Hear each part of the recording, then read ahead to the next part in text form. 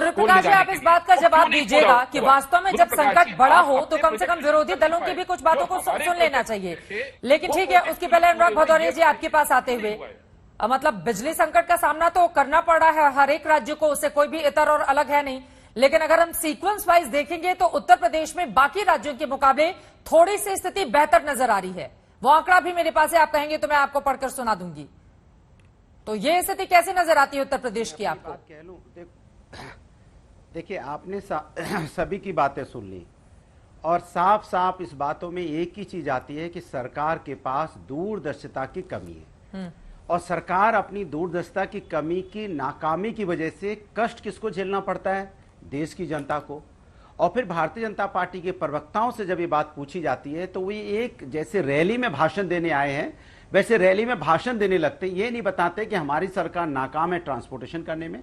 जहां तक कोल इंडिया का सवाल है, कोल इंडिया में कोयला है, कोयला का प्रोडक्शन हो रहा है, लगातार हो रहा है। जैसा अभी कह रहे थे 6 महीने पहले उत्तर प्रदेश के अंदर भी यहाँ पे कोयला शॉर्टेज हो गया था।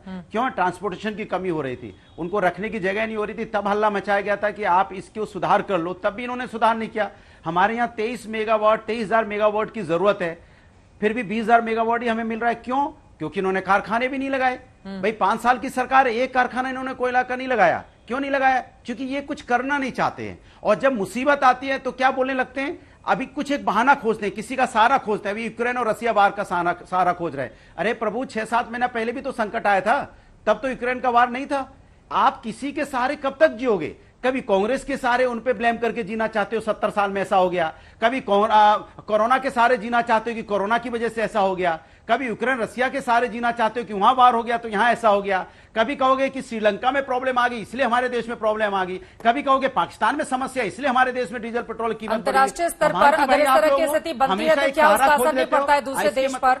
आपको पता है कि हम किस सिचुएशन में रहते हैं, एक ग्लोबल विलेज के तौर पर। इनके पास अगर पड़ोसी राज्य में अब देश में कुछ होगा तो यकीनन उसका असर पड़ने नहीं। अनुराग भदौरिया, भ्रम नहीं पैदा करते हैं ना, भ्रम नहीं पैदा करते हैं, एक सही और सटीक बातें पैदा करते हैं। अंतर्राष्ट्रीय स्तर पर अगर कोई भी बड़ा घटनाक्रम होता है तो यकीनन उसका असर दूसरे देशों पर पड़ता है। हाँ, अरे बात तो सुन लीजिए।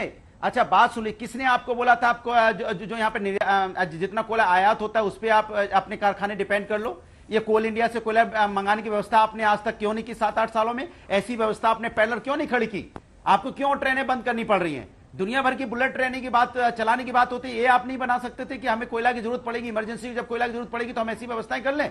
जिस तरह आपको ऑक्सीजन सिलेंडर की जरूरत पड़ी थी तो आपने व्यवस्था की कि नहीं, हमने अलग से ट्रेनें चलाई हैं। आप हर चीज तब करते हो जब समस्या सामने आके खड़ी हो जाती है, तब आप सोचते हो कि हमें करना है। इसके मतलब सरकार फेलियर है, ठीक है, सरकार के पास विजन नहीं है। हाँ। सरकार में विजन की कमी है। जब समस्या हमारे सर के सामने खड़ी हो जाती है तब आप तब उसका समाधान जब आ जाती है उसके बाद पहले भी कर लेनी चाहिए। कोयला की यहाँ पे गर्मी ज्यादा पड़ेगी, कोयला की ज्यादा जरूरत, तो यहाँ कारखाना को ज्यादा कोयला की जरूरत पड़ेगी तो हम उसकी पहले व्यवस्था कर लें। क्यों नहीं आपने व्यवस्था की? क्यों नहीं दूर है यहाँ पे?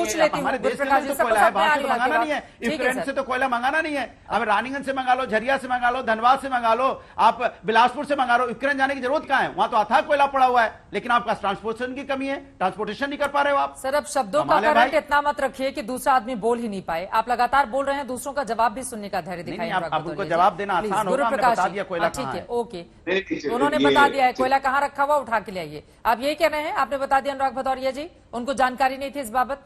बिल्कुल, इनको कहां से इंपोर्ट कर, बोलिए गुरु प्रकाश। नहीं चित्रा जी, ये समाजवादी पार्टी के जो प्रवक्ता हैं, सम्मानित प्रवक्ता, ये इंटरनेशनल पॉलिटिक्स के भी एक्सपर्ट हैं, कोल के भी एक्सपर्ट हैं, बिजली के भी एक्सपर्ट हैं। बस उत्तर प्रदेश की जनता की नब्ज को नहीं पढ़ पाते हैं। और उत्तर प्रदेश की जनता ने इनको 2014, 17, 19, 22 में बता दिया, तो आपको बताने की जरूरत नहीं है। अरे आप देखिए, आपने बोला था, आपने बोला था बीच में बोला, चित्रा जी उत्तर प्रदेश में आप चुनाव जीत गए तो कोयला का संकट या बिजली का संकट बढ़ जाए तो कोई दिक्कत नहीं है। भाषणबाजी करना है, उनको बोलने दीजिए, अनुराग भदौरिया उनको बोलने दीजिए, दोनों बोलेंगे तो आवाज समझ में नहीं आएगी तो कोई बात नहीं। ठीक है, एक बार उनकी बात हो जाए प्लीज अनुराग भदौरिया जी। नहीं गुरु प्रकाश जी, इसीलिए आपको चुना ना उत्तर प्रदेश की जनता ने या देश की जनता ने, कि कम से कम आप आएंगे तो बाहर आ जाएगी। अब तो सोशल मीडिया पर भी ये भी चल रहा है कि वादा तो अच्छे दिनों का था, रात में बिजली गुल हो रही है। मतलब सोशल मीडिया पे इस तरह से भी चुटकी ली जा रही है। बोलिए आप। दिन में भी गुरु प्रकाश जी की आवाज नहीं आ रही, दिन में भी गुल हो रही है। बोलिए गुरु प्रकाश।